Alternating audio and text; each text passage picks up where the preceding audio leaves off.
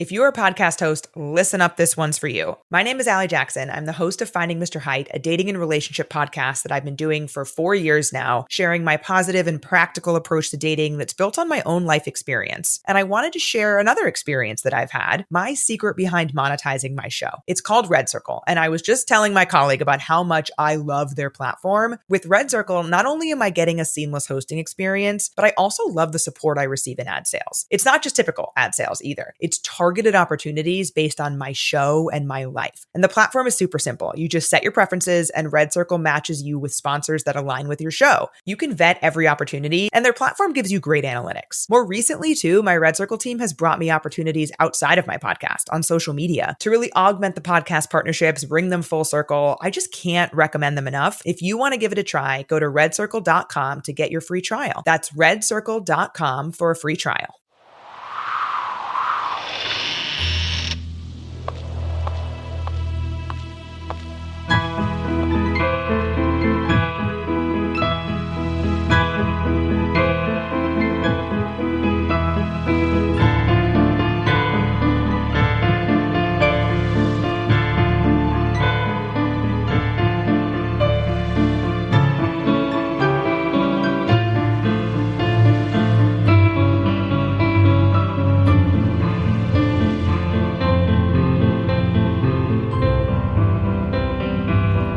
Things with Wings Productions presents Chapter 24 of the Skylark Bell Skyedive.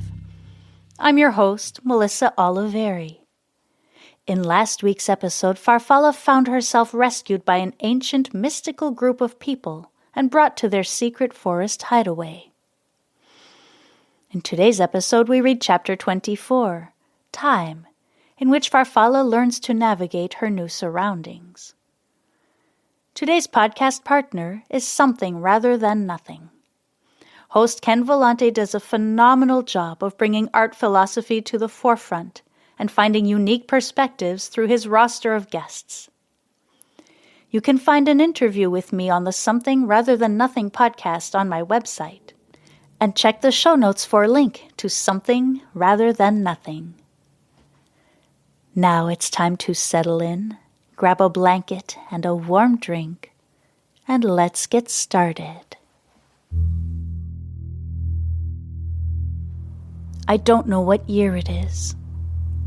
My best guess is that I have been here for over a year, as I recall 2 solstice celebrations. But I have no idea what today's date is. When I asked Kalia, she let out a small laugh and told me that dates don't matter. Though they do measure daylight and seasons, they don't track the minutes, hours, days, and years like we do in my time. They cohabitate with nature in a way I've never seen before. It is strikingly beautiful. Kalia explained to me that her people inhabited the mainland for many years, but eventually strangers came, and her people were chased away, hunted down, converted, or worse. I felt this betrayal deep in my bones as I remembered the people of Pocket and, more recently, Mayor Sandpiper completely disregarding my existence. Kalia's tribe, the last of its kind, escaped to the island. They settled deep in the woods and spent many years learning from the land. There was something special in the forest here, a wisdom that their people had been seeking for generations. They had been slowly unpeeling the layers of this knowledge through education, exploration, and sometimes simple luck. But here in the forest, Kalia's tribe felt they had arrived at the source of this wisdom. The ground itself tingled under their feet as they made their way between the trees. They happened upon the clearing one day, and have been settled here ever since. Kalia's people learned how to manipulate their surroundings, first by willing food to grow in barren soil, or with very little sunlight. Then they discovered they could control some of the animals around them, and get them to help their tribe survive by warning them of approaching strangers, or showing them where to find food. When she told me this part, My heart started pounding as I recalled the seabird by the cliff with Nurse Betsy. She told me they had even devised a way of making their encampment invisible to outsiders, who would just walk by as if they weren't there. I was eventually let in on their most closely guarded secrets. Kalia didn't tell me right away. I spent months learning her healing techniques, medicines, salves, and tinctures made with the bounty of the forest. Then she taught me to communicate with the animals. We started out with small forest animals, first mice, then martens. Then we moved on to birds. She saved the owl for last. Finally, we moved on to the red deer, which was evasive most of the time, but would come to her if she called a certain way. By the time we were finished, my abilities in controlling the animals surpassed hers.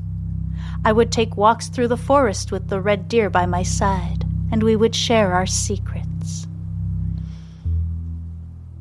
Finally, one morning, Kalia woke me just before sunrise and walked me to the edge of the forest. She told me her people had unlocked the most important and dangerous ability of all. Very few tribe members were taught how to practice it, but she said I had a special calling, and that she would teach it to me. How to control distance and time. For many years, our people inhabited the mainland, says Kalia, her gaze scanning the horizon. But many of us were hunted down as we escaped and tried to settle elsewhere. Our little tribe is the last of our kind, hidden deep in the woods. We spent many years living in fear, until one day someone came to us who could ensure our teachings would continue forever. A person who would exist throughout time, the time before us and the time after us. A person who could insert our teachings into every living, breathing thing in the world, from a blackbird to an acorn, she says plainly, as if her words would make perfect sense. Farfalla stands beside her in confused silence. When you were pulled from the water, your heart was filled with anger and a thirst for vengeance, she says. I trust that you have now healed, so I may teach you this final lesson. If my teachings were to fall into the wrong hands, it would have disastrous consequences. With that, the woman turns on her heel and heads back into the forest. Farfalla lingers a moment, her fingers scanning the horizon for any sign of life outside the forest, but she sees nothing. She turns and hastens her step to catch up with Kalia. They wander through the thick mass of trees on a winding path that Farfalla has never seen before. She's surprised by this, because she has spent countless hours exploring the forest and prides herself in her keen sense of direction. But the more they walk, the more she feels like they've been traveling in a winding circle. At last, they come around a bend, and Farfalla sees a tall arch made of branches and vines stretching across the path. The arch is high enough for a tall person on a large horse to comfortably pass under. Where are we? What is this place? She asks. Kalia smiles at her. We are at the encampment, she says, an air of mystery hovering around her. Farfalla furrows her brow and looks around. There is no clearing to be seen, no tents, no fire, no women dancing or men in long white robes, only the two of them and this arch. This is our encampment in a different form, a different time, long after I and the rest of our tribe have returned to the earth to feed the trees. This is a gateway, and only those who are chosen can see it and pass through. Farfalla is thoroughly confused at this point. What is the old woman on about? An invisible gateway made of sticks that allows time travel? For the first time since her arrival here, she begins to doubt everything. Farfalla begins to think perhaps she herself has lost her mind. "I don't understand," she begins. "You will." Kalia cuts her off. "Come." The old woman grabs her hand and takes her under the arch. The wind picks up, making the branches of the surrounding trees bend and stretch, their leaves creating a sound like the ocean. Farfalla closes her eyes as the wind creates a cloud of dust with dirt from the path. On the wind, she can faintly hear a melody. It only takes her a few notes to recognize the song of the oak tree. Gradually, the song gets louder. It sounds surreal, mystical almost, not quite human. Farfalla feels a wave of dizziness wash over her, like her mind and body are separating. She feels a sense of peace wash over her as everything goes dark, just like when she was underwater, and she lets herself float away on the sound waves, mesmerized. The wind slowly fades away, taking the song with it. Farfalla remains perfectly still, eyes closed, while she regains her senses. Out of nowhere, she hears a flurry of sound and activity. People speaking, beating drums, feet stomping on the ground. She can feel the heat of a fire nearby, its acrid smoke filling her lungs with every breath, mixed with the now familiar smell of burning sage. Farfalla opens her eyes, and her jaw drops in shock. They are standing in the middle of the encampment under the ancient oak tree. How did we get here?" she asks, incredulous. "We were always here. The place never changed. We did not travel any distance." Kalia turns to look at Farfalla squarely in the face, giving Farfalla a moment to draw her own conclusion. "We didn't travel any distance, but we did travel through time," says Farfalla. Kalia nods, her gaze never leaving Farfalla's face. "I've done this before, twice now," says Farfalla, "but I didn't really have control over it, and I thought I needed the bell. Then the song of the oak tree," she stammers, working through the pieces of the puzzle and trying to fit them together. "Oh, my dear, you will not find all the answers today. But suffice it to say that the song of the oak tree, as you call it, originated right here, in a much earlier time. We all heard it that day when our tribe found this clearing," she says, slowly stretching her arm out to point at the towering ancient oak in the center of the clearing. "As for the bell, I believe that was a collaborative effort between the two of you," she says, still pointing at the tree. Farfalla stares at the ancient oak, confused, then looks back to Kalia, who nods in the direction of the tree. Farfalla walks a few steps closer to the tree's trunk.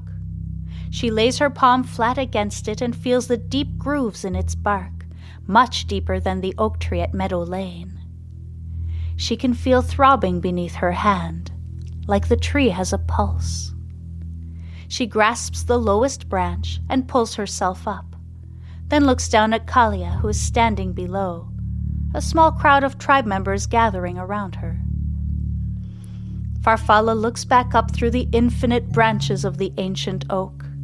She pulls herself up to the next branch and the next.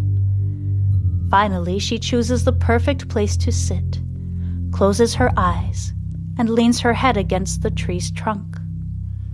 She hears a faint heartbeat and the song of the oak tree emanating from it, ever so softly, like a lullaby.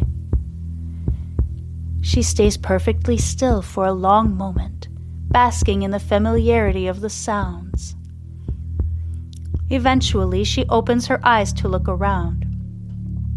From this vantage point, she can see above the canopy of the forest, and the view stretches to the ocean on almost every side. As if looking through translucent layers of time, She can see Carnifex's house in a field nearby, wavering as if looking through a wall of steam on a hot day. Her heart aches for the way her time there ended, how she had loved being the Skylark Bell, Ms. Sky, as Felix and Franny had lovingly named her. She blinks, and the house is gone, replaced by vast empty fields. "I need something from you." The voice comes to her, unbidden, like a whisper directly into the inside of her ear. Farfalla startles and nearly loses her balance on the tree branch. She lays a hand against the tree trunk and hears the words again. "I need something from you." From the ground below, Kalia watches as Farfalla begins her first conversation with the ancient oak.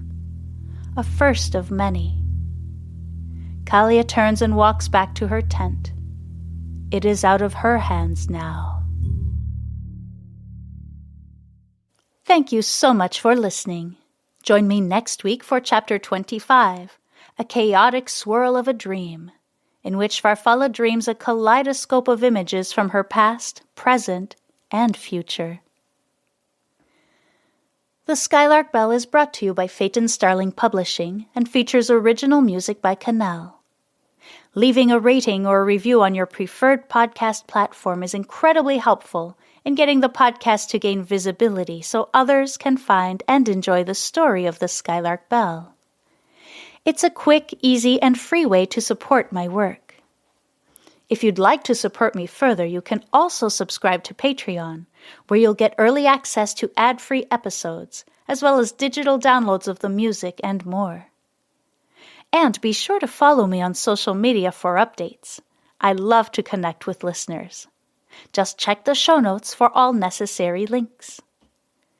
Once again, thank you for listening. I'm Melissa Oliveri, writer, host, composer, and producer of the Skylark Bell podcast.